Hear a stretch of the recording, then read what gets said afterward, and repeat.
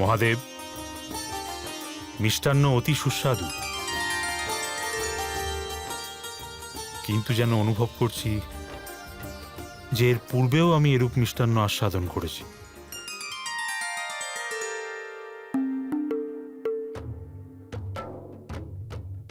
আমারও সেরূপ বোধ হচ্ছে মহারাজ। মহারাজ, মিষ্টান্ন তো মিষ্টান্নই হয়।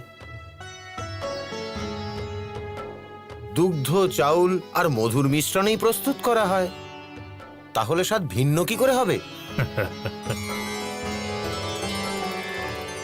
কিন্তু এই মিষ্টি আপনার সুস্বাদু লেগেছে, এই কথা শুনে আমরা বড় প্রসন্ন হলাম।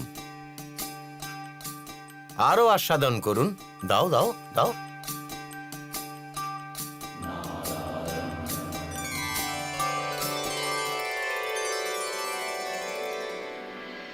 মহাদেব, এবার আজ্ঞা করুন, শীঘ্রই আপনার বিবাহের দিন পুনর্মিলন হবে।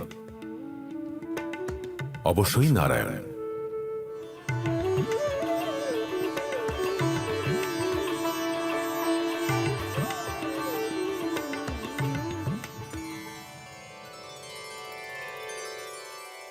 মহাদেব, নিজের সামর্থ্য ও একান্ত আন্তরিকভাবে আশীর্বাদ বিধি সম্পন্ন করার প্রয়াস করেছি।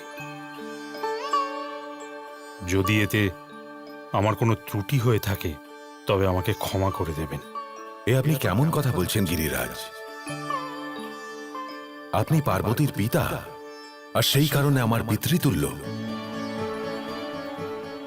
যদি আপনাদের অভ্যর্থনায় আমাদের কোনো ত্রুটি হয়ে থাকে তবে তার জন্য আমিই ক্ষমা প্রার্থী।